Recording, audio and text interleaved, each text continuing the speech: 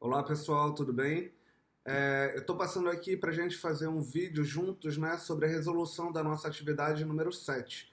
A nossa atividade número 7 era uma peça profissional que ela tinha o seguinte enunciado que você deveria entender e fazer a peça adequada a impugnar essa decisão. A Sociedade de Papel ABC Limitada requereu decretação da falência da Sociedade Empresária XYZ Limitada. Devidamente citada, a Sociedade Empresária XYZ Limitada apresentou sua contestação e, para eleger a decretação da falência, requereu a prestação de uma caução real a fim de garantir o juízo falimentar. Tal pedido foi imediatamente deferido pelo juízo da Primeira Vara Civil da comarca da capital do estado do Acre. Você, na qualidade de advogado requerente ABC Limitada, deve elaborar a peça adequada com o objetivo de impugnar a decisão em questão com fundamentação e indicação dos dispositivos legais pertinentes. Suponha que o Tribunal de Justiça do Acre possui 5 câmaras cíveis, 5 câmaras criminais, nenhuma vice-presidência e uma presidência cuja competência para distribuir quaisquer recursos para apresentação de segundo grau, como todo recurso, né? Bom, pessoal, então o fundamento da questão aqui era muito simples, né? A gente tem uma questão de mérito procedimental, processual, que você deveria entender qual que era o meio adequado a essa impugnação, e uma única questão meritória, uma única questão aqui a ser debatida. A única coisa da causa propriamente dita que a gente viu aqui foi que o réu, a empresa que estava apresentou uma prestação real, né, uma caução real para garantir uma dívida em um processo de falência. E a outra questão que a gente tem aqui, só botar aqui na página para ler com vocês. Ok. E a outra coisa que a gente tem aqui é a descoberta de qual recurso que seria adequado a impugnar essa decisão. Bom, o que aconteceu no processo, né? Como que a gente tem que analisar essa situação? A empresa que você representa manejou um pedido de falência contra uma outra empresa.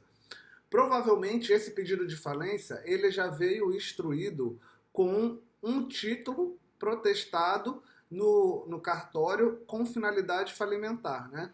Então eu já tenho um título de crédito, muito provavelmente, ou algum outro documento que obrigue aquela empresa a me fazer pagamentos de determinada quantia. Se não fosse por isso, eu não teria por que pedir o pedido de falência dela, né? Ela está insolvente com uma dívida que ela tem comigo. Então, eu já tenho um título de crédito. Então, quando a gente começa a analisar a situação, a gente vê que não teve uma sentença proferida ainda, né? Porque o que aconteceu? Você entrou com a ação de falência, a empresa foi citada e contestou o pedido, oportunidade que o juiz deferiu, né, a possibilidade de garantia por meio de caução real.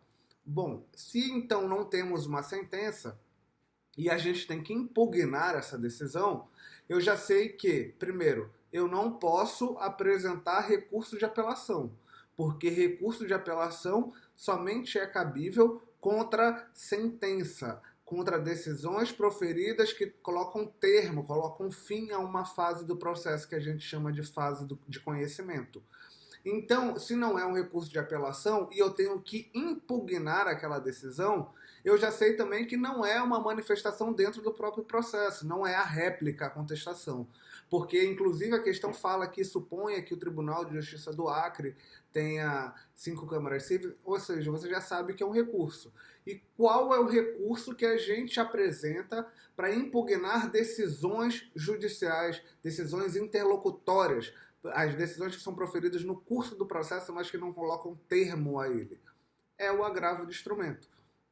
Então, a resolução da questão é muito simples. Você primeiro deveria indicar que é um recurso de agravo de instrumento.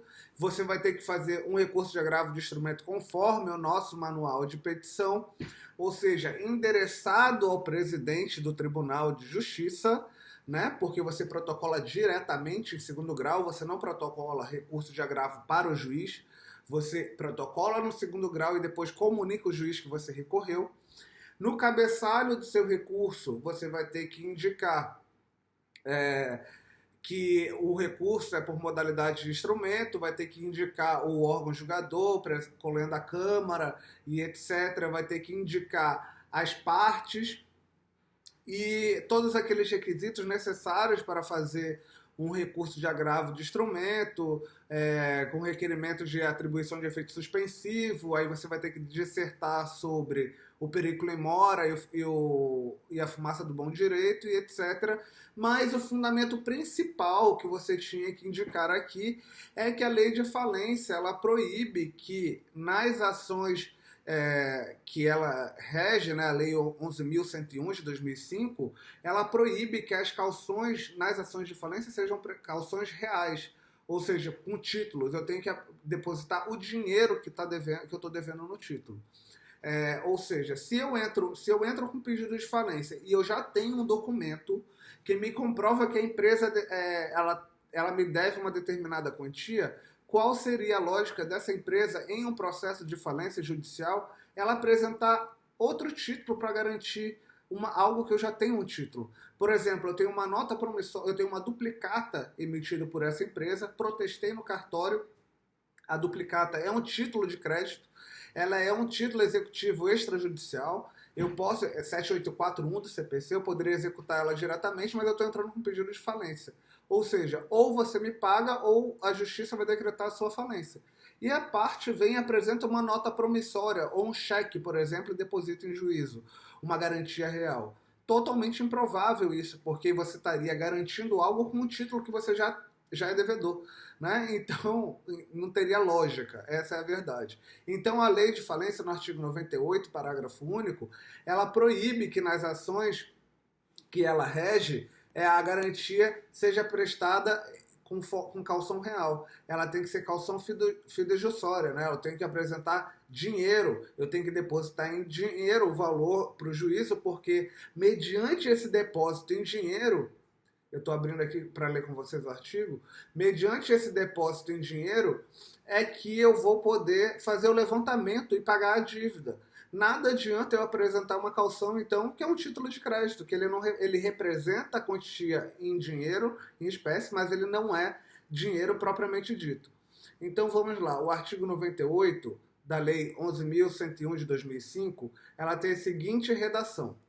Citado, o devedor poderá apresentar contestação no prazo de 10 dias, que é o que foi a parte adversa do nosso cliente promoveu, né? Ele apresentou uma contestação. Mas diz assim o parágrafo único. Nos pedidos baseados no inciso 1 e 2 do caput do artigo 94 dessa lei, artigo 94, 1 e 2, vamos lá, antes da gente ler o resto. Será decretada a falência do devedor que, sem relevante razão de direito, não paga no vencimento dívida líquida materializada em título ou títulos executivos protestados cuja soma ultrapasse equivalente a 40 salários mínimos. Exatamente o nosso caso.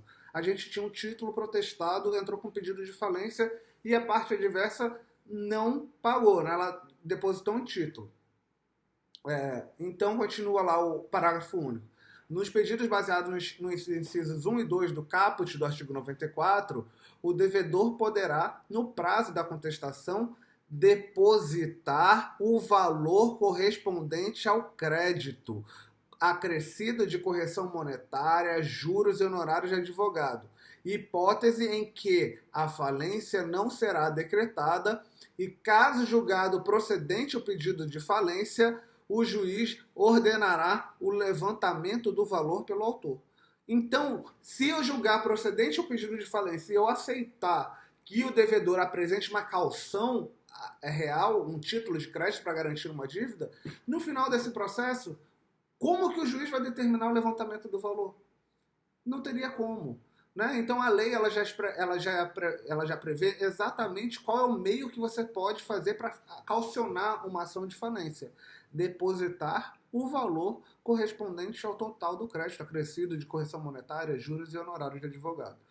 Como a parte adversa do nosso cliente não fez, a gente vai ter que recorrer dessa decisão para impedir que isso se mantenha. A gente vai recorrer via agravo.